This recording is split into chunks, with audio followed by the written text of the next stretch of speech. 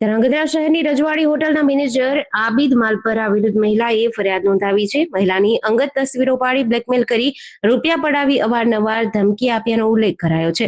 Dhrangadhra city police મથકે મહિલાએ ફરિયાદ નોંધાવી હતી. વોશરૂમમાં ગયેલ મહિલા અને તેની નણંદના અંગત ફોટા પાડ્યા હોવાનો ફરિયાદમાં ઉલ્લેખ કરાયો છે.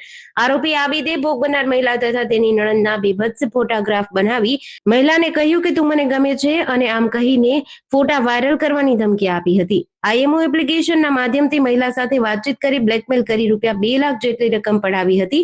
ભોગ બનનાર મહિલા અંતે કંટાળીને પરિવારજનોને વ્યથા વ્યક્ત કરતા પરિવારજનોએ મહિલાને હિંમત આપી અને આ નરાધામ આબિદ વિરુદ્ધ ધ્રાંગધ્રા સિટી પોલીસ મથકે ફરિયાદ નોંધાવી હતી. પોલીસે ફરિયાદની ગંભીરતાને જોતા તાત્કાલિક તપાસ હાથ ધરી છે.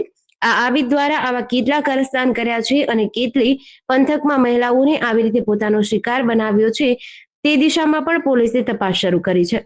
ધ્રાંગધ્રાની રહેવાસી છું.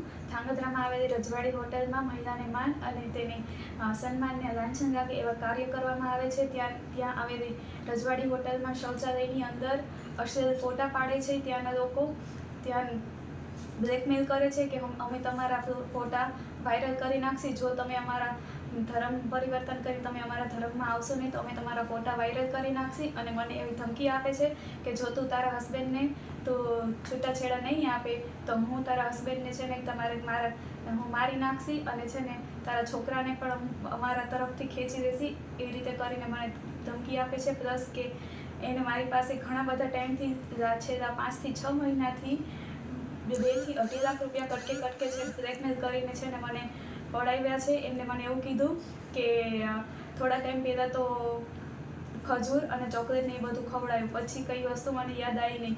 પછી એમને અલગ અલગ રીતે મારા અસલ ફોટોઝ ને એ બધું મારી પાસેથી મંગાવ્યા. એવું કીધું કે જો તું ફોટા મને તારા નહીં આપ તો હું તારા ફોટો વાયરલ કરી નાખીશ. એ વીકના કારણે મારે અલગ અલગ જાતના મારે ફોટા આપવા પડ્યા છે. અને ત્યાં રજવાડી હોટલમાં ત્યાંના જ કિચનમાં નોનવેજ ને નોનવેજમાં ચિકન, બકરો, મચ્છી બધી જ વસ્તુ છે ને એની રસોઈ થાય છે. અને એમને આ બધી વસ્તુ મેં જોયેલી છે. એમને મને એવું કીધેલું પણ છે કે છે ને અમે અમારા જે ટાઈપના ગેસ્ટ આવે છે એ ટાઈપના ગેસ્ટને અમે પીરસીએ પણ છીએ અને ખવડાવીએ પણ છીએ. ભલે વેજ હોટલ હોય પણ એની અંદર નોનવેજના કાર્ય કરવામાં આવે છે. હવે ખબર નહીં આ વસ્તુ મારી એક જોડે થાય છે. અત્યારે મારા એકની વસ્તુ બહાર આવી. શું ખબર કે મારા સિવાય પણ ત્યાંથી છે ને અલગ અલગ છોકરીઓને આવી રીતે બ્લેકમેલ કરતો હોય. મારા સિવાય કોઈક છોકરીઓની જિંદગી પણ ખરાબ કરી હોય અને એનું બહાર ના આવી હોય.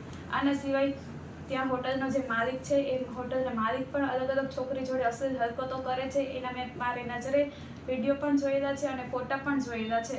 જેડીસી ન્યૂઝ સાથે દિનેશ ગામવા સાથે ઋતુલ ધામેચા, ધ્રાંગધ્રા.